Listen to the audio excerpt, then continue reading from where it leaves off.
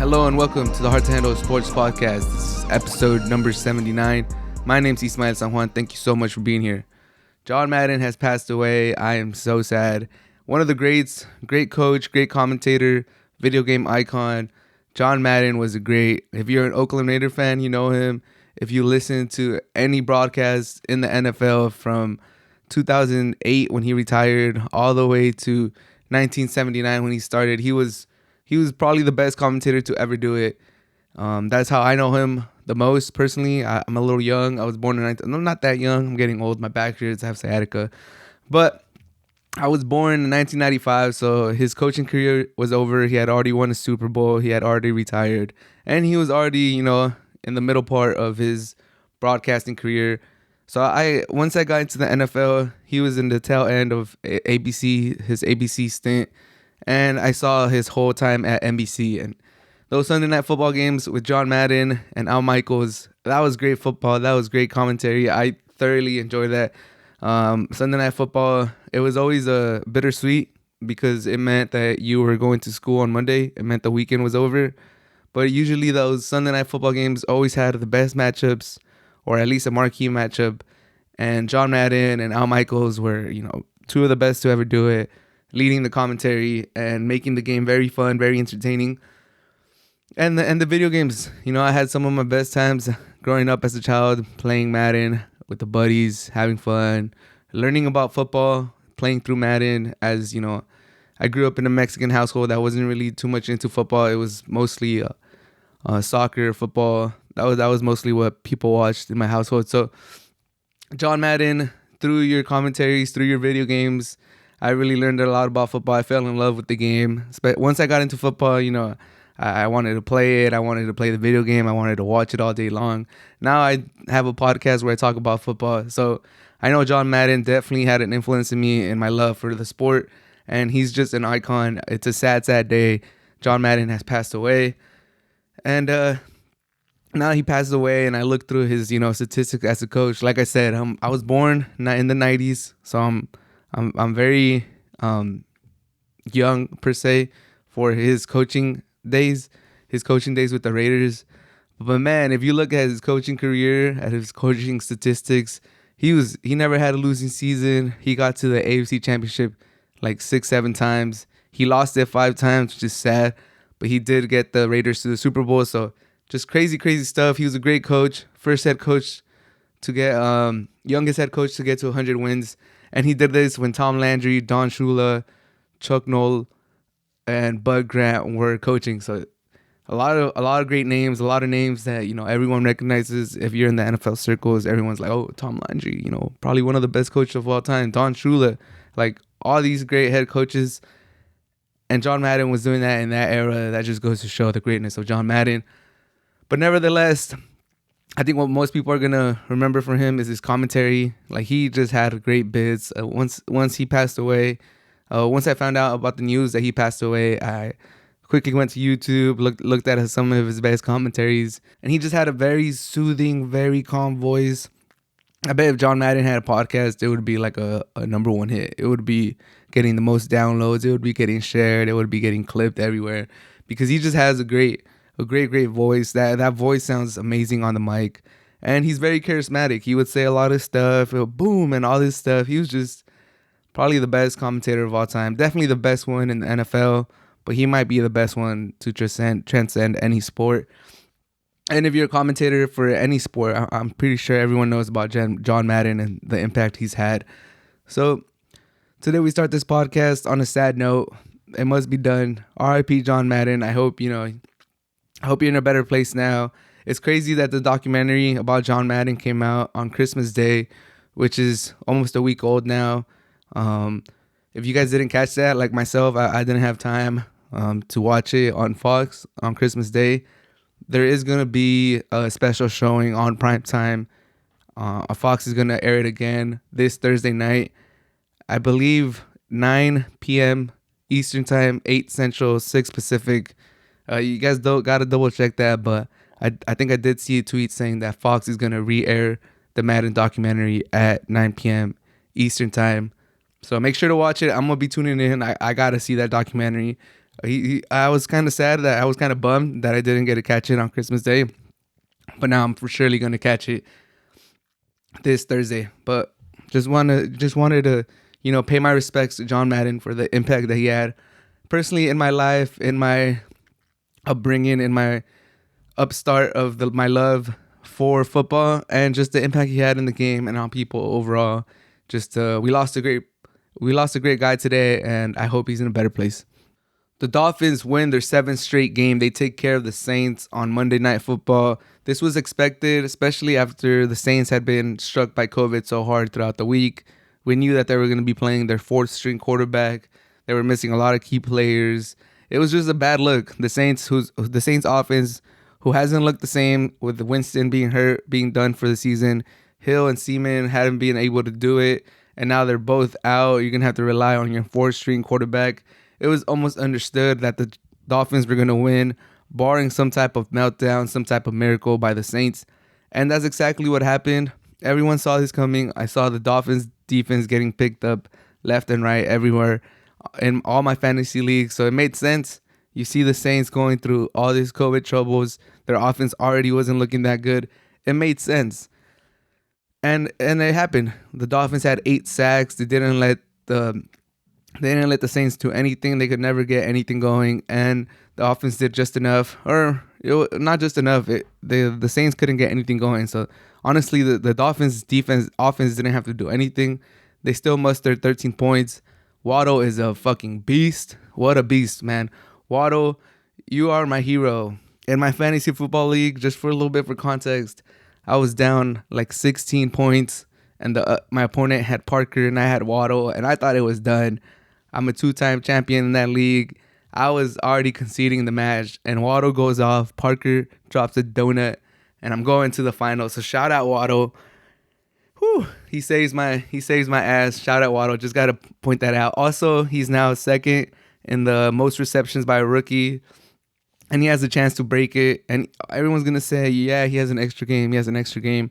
But he might break it next week, week 17. He has a chance to break Anquan Bolden's record for the most receptions in a season. So Waddle, you've been amazing.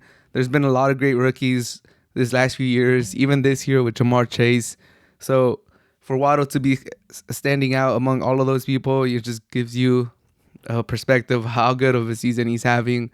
And I think the Dolphins, once they figured out what the weapon and how many ways they could use Waddle, I think that's when they turned their season around. You saw the uptick in Waddle's usage. You saw that defense stepping it up, and you saw Tua come back from injury, and those wins just started coming. And yes, they've only beaten the Texans, the Ravens, the Jets, the Panthers, the Giants, the Jets again, the Saints with their 4th-string quarterback. I hear you. I know what you mean. I get it. They haven't really beaten anybody, and they're really going to find out what they're made of when they play the Titans and when they play the Patriots on week 17 and week 18. But we can't just gloss over, who they're playing. You still got to go out there and beat them. And case in point, the Chargers just lost to the Texans. And I know, the Chargers were missing players, but the Texans were missing 10 starters too. So, and we're going to talk about the Chargers in a bit. So, what it goes to show, the Chargers, who are about to win the AFC West or take the lead last week, lose to the Texans, who are at the bottom of the NFL hierarchy. They're one of the worst teams. That when you think of the worst teams in the NFL, you think the Lions, the Texans, the Jaguars, and then go from there. And the Chargers lost to those Texans. So the Dolphins, seven straight wins. They still had to go out there. They still had to show up. They still had to, line up against these people and beat them. So by no means can we just scoff at this 7 straight wins because of the opponents they had. The Ravens, that's a tough one. They have way more injuries and way more COVID stuff going on right now, and they almost beat the Packers. So the Ravens are tough. The Jets have upset some team. The Panthers, yeah, they've been on a downward spiral, but they've also had some victories. The Giants are trash. The Jets, yeah. The Saints, these are not the best teams. I get it, but you still got to go out there and beat them, and they have. And now they find themselves 8-7 in that 7th seed, and they control their own destiny at the Titans, and they host the Patriots. That's going to be crazy, especially with the Patriots losing momentum, losing some footing. The Patriots have been struggling. They lost to the Bills. They're going to be a wild card now. But if the Patriots somehow mess up against the Jaguars, that Dolphins game might mean something in terms of standings, or it might be. There might be a lot of stake on that week 17. I don't think so. I think the Patriots will take care of business, but will the Dolphins get in? They control their own destiny now. They have kind of beaten up on the lesser teams in the NFL, but they could only beat what's in front of them. You know who also had a similar schedule? The Patriots and the Bills. And no one's really criticizing the Patriots and the Bills. They're in the same division. For the most part, they have the same schedule. So you can't knock the Dolphins for beating the same teams that the Patriots and the Bills have beaten and not give them credit. When the Bills and the Patriots beat them, Patriots went on a win streak similar to them, beating similar teams. And everybody was ready to say, the dynasty's back. Belichick is a genius. The Bills, at some point they had a really good record and they choked. And people were trying to call them the best team in the AFC. All I'm saying is, you got to take care of your opponents, and 7 straight wins is 7 straight wins. Do I think they're gonna run the table and win 9 straight and get into the playoffs? I mean, I don't want to go on a limb and say that they could do it. The Titans, they had an important win against the Niners, and they had that really gave them confidence. AJ Brown is back. The Patriots, they want to get one of the upper spots in the wild card. So we'll see how it plays out. Nevertheless, I think Brian Flores is doing a good job with the Dolphins. All those rumors about him getting fired this season after the great season he had last year, I think those could be put to bed. And Brian Flores is the guy for the future, as shown by this. And is Tua the guy for the future? I haven't really talked about Tua because he's been alright. He's been cool. He's been alright. Like, he shows you that he's like a mid-level starter. He's good. He has a little bit of potential still. He's in the second season. We'll see. He's still the hip. How's the hip coming along? I've seen him truck some people in the 7 straight wins. He's taking some hits. He's also throwing some ugly interceptions like he did against the Saints. But I think he gets it right now. Get the ball to Waddle. That's pretty much what he's been doing. Get the ball to Waddle, Gesicki, his other tight end, and you're gonna be all right. You're gonna be más o menos, because the Dolphins D is that good, and the offense just needs to not get in their own way. And he's been serviceable. He hasn't been outstanding. He hasn't been amazing. He hasn't lit it up by no means. But he's been cool. He's been all right. He's been serviceable. He's been. Would I even say he's playing better than Fitzpatrick played last year? I don't think so. Maybe around the same level. But if he wins 9 straight and they get into the playoff, then you gotta take into consideration, all right, can we win with Tua? We might be able to. Do we gotta trade some of our assets, or can we just try to keep building with Tua? That would be a real question. So at least he has that going for him. So good for Tua, and we'll see where the Dolphins end up. For my money, with the Ravens and the Chargers still behind them, will the Dolphins end up in the playoff spot? If you were gun to my head right now, I think I would say the Dolphins just miss out on the playoffs, unfortunately, because they do have a young team. Not too exciting, but a young team, and it would be nice to see young teams in the playoffs. But with the Ravens and the Chargers right beneath them, I think they don't make the playoffs. A team I don't believe deserves to be in the playoffs is the San Diego. My bad. I think this happens to most broadcasters too, or most people about the Chargers. They still call them the San Diego Chargers. A team that does not deserve to be in the playoffs, in my opinion, is the LA Chargers. Last week, they were playing for the division lead against the Chiefs. Left it out there. Unlucky plays. Some questionable decisions by Brandon Staley. And you know what? You lose a game, hard-fought game against the Chiefs. The Chiefs, who are now the best team in the NFL, who are on an uptick, who have been getting better since like week 6. They're the scariest team in the NFL. All right. It's if you think losses could also be good, this would be like the one that you look at. Like, all right, you know what? We lost, but we can compete against the Chiefs, the hottest team in the NFL. Like, it's a moral victory.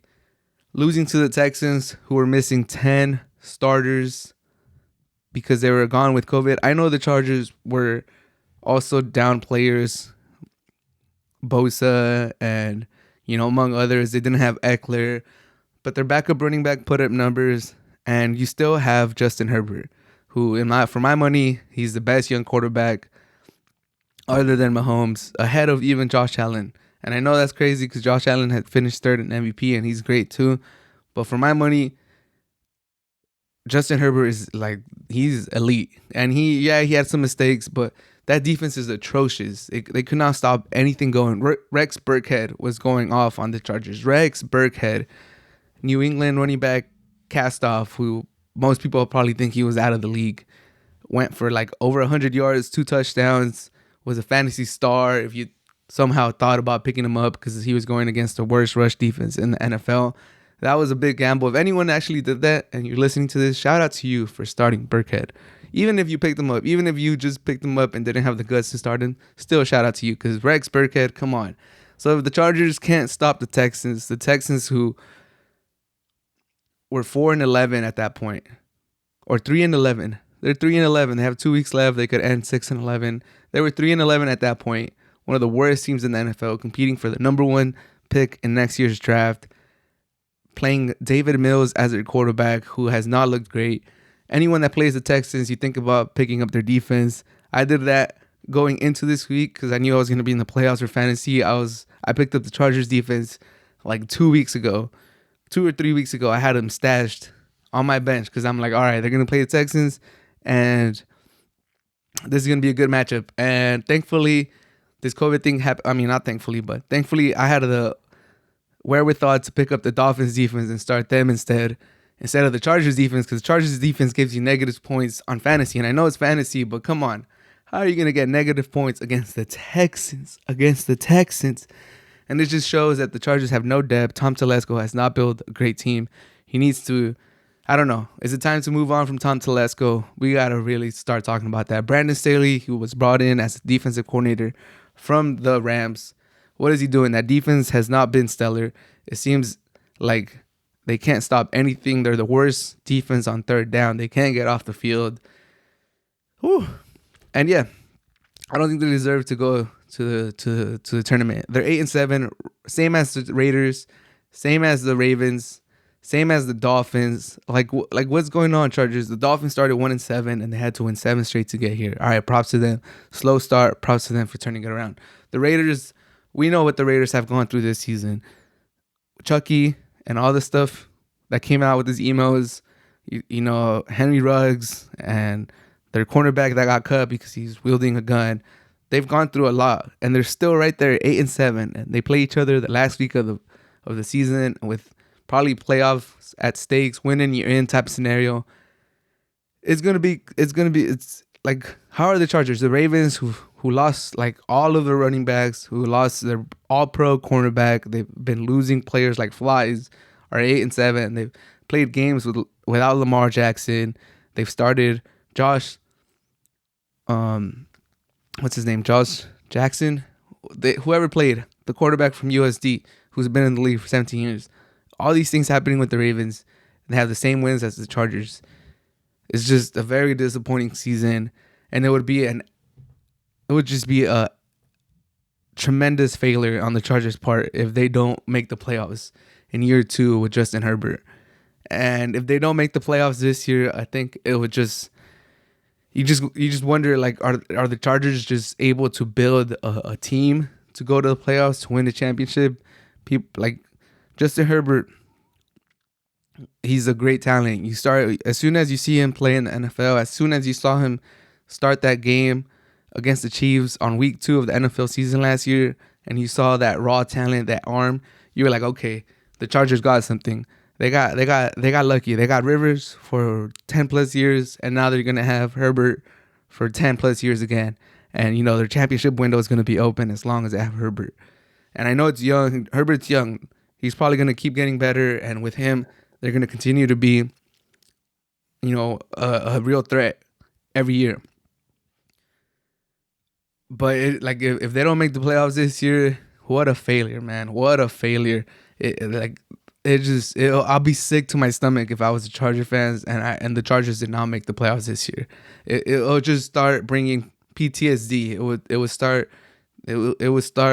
would just leave such a bad taste in my mouth if this team does not make the playoffs this year. And if the Raiders are the ones to knock out the Chargers on week 18, ooh, man, that would be something. That would be something. That would be the Chargers just being typical Chargers. And honestly, I don't think too many people were surprised by this, if any. When they asked the Sunday Night Football crew after the Sunday Night Football game, I think Drew Brees, they have, what's his name, the coach? Tony Dungy. They have Tony Dungy.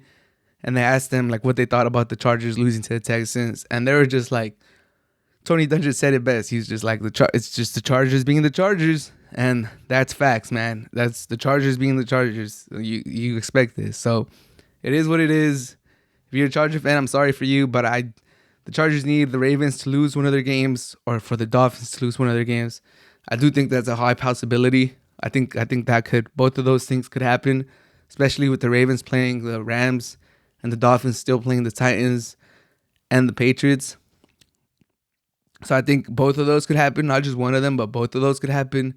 But I think both of those could happen, and then the Chargers lose to the Raiders week 18, and they still miss the playoffs.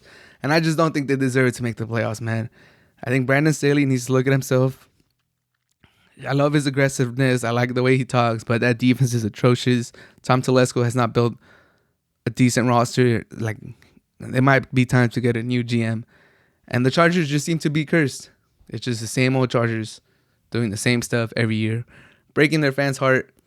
And it's just, it's funny seeing it from this side now that I don't have like so much invested in them being from San Diego and now they're gone. But it's just crazy how like they just do it year in and year out. But enough of the Chargers. Let's talk about another second-year quarterback. Joe Burrow and the Bengals take care of the Ravens. Yeah, the Ravens were hurt. They had a lot of people on COVID. All these excuses, all these, reasons, explanations to why they got pummeled by the Bengals, but still doesn't take anything away from the Bengals being just the absolute dominant team out there. Joe Burrow, 525 yards, 4 touchdowns. Everyone ate. Jamar Chase, T. Higgins, Boyd ate, Mixon ate. Everyone on that Bengals offense got a piece of the pie. And Joey Burrow, man, he didn't make the Pro Bowl. The Pro Bowl is a joke. I haven't talked about the Pro Bowl because I stopped caring about the Pro Bowl a few years back. It's not, especially in recent years with so many people withdrawing from the Pro Bowl, and you have like 3 people. You got like two quarterbacks that make it every year, but like almost both of them are gonna drop out for some reason, and the backup is gonna go, and the backup is gonna withdraw, and they're all gonna be called Pro Bowl quarterbacks. Like it's a joke. It's a joke in my opinion. Like I think Mariota went to a Pro Bowl because like a lot of the guys that got voted in didn't go, and he just ended up going. It's just been a joke. So this year proved that even further. Nothing against Lamar Jackson. I'm a big Lamar Jackson fan. Actually, when people hate on him, I don't like it. But Joe Burrow should have made it ahead of him, and I think he's been on a hunt, especially with this game. One of the Ravens coach said something about Joe Burrow about, let's not give him a gold jacket already. He took it to heart. He commented on it afterwards, and what a game, man! What a game by Joe Burrow. What a game by the Bengals. The Bengals now take the lead for the AFC North. And what a turnaround by the Bengals. Shout out to Joe Burrow. Shout out to the Bengals for, a lot of people criticizing him for getting Jamar Chase instead of a lineman. They were like, protect Joey Burrow. And it looks like they know what they were doing. Joe Burrow, Jamar Chase. They've really unlocked that offense. T. Higgins as the number 2. Boyd as the number 3. Those weapons are amazing. And now they go against the Chiefs this weekend. I think that's going to be electric, man. That's probably the game I'm looking forward to the most this week. Bengals versus Chiefs, 2 teams that are on fire. Bengals are coming off a great victory. They're not like on fire per se, but I think I want to see them build on this victory. They've had some key victories this season, and then they don't follow it up with another like great performance. They're kind of hot, and then they're not hot, and then you're like, are they good? Like, are we ready to crown them like the next big thing in the AFC? Are we ready to crown them as like, a real threat in the AFC? And then they lose, and you're like, okay, like Will they even make the playoffs? They're not going to make the playoffs. Look at the standings. They're not going to make the playoffs. And then they get a couple wins and you're like, oh, look at them creeping up. Like, nah, they're going to make the playoffs. And now with this marquee win, they're now at the lead of the AFC North. But they're all like within one game. So they got to keep winning to keep that position. So it's going to be, the AFC North is going to come down to the wire, man. It's going to be crazy. The Browns are still in it. The Browns somehow, if they win out and, some results that could have happened, if the Chiefs beat the Bengals and the Rams beat the Ravens, which both of them could happen. The Ravens, we'll see if Lamar Jackson is back, how many players they get back from COVID. We'll see if the Bengals are able to build on this victory against the Chiefs. But the Browns are still alive. So that division is very tough. It's very close. If Joe Burrow is able to lead the Bengals to an AFC North championship, win his second year, man, this fool's amazing. Goated. Not goated, but what a start to his career that would be if his second year, after breaking his leg, fracturing his leg, season 1, people were wondering if he's going to come back better, if he's going to be able to play at the same level, if that's going to, stunt his growth as a quarterback. How will that impact the rest of his career? Well, you know what? 16 weeks into this season, he has 4,165 yards, 30 touchdowns, 14 interceptions.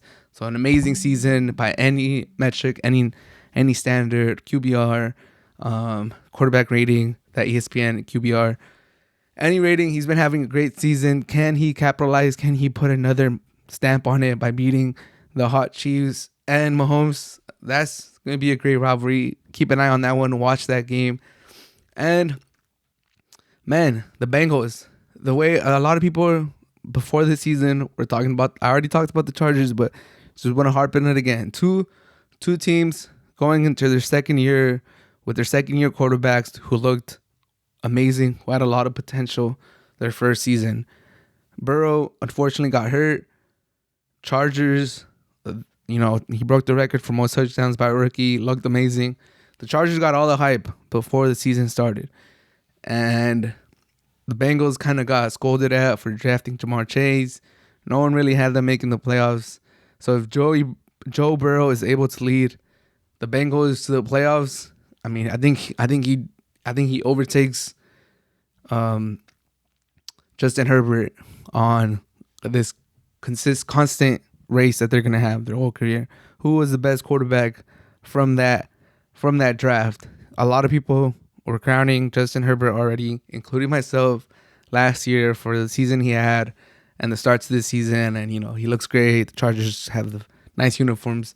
Joey Burrow got hurt, didn't look as amazing as rookie year. If he leads the Bengals after sweeping the Steelers and the Ravens for the first time since 2009, if he leads the Bengals to the playoffs, especially if he wins the division, I think he can still make it and not win the division.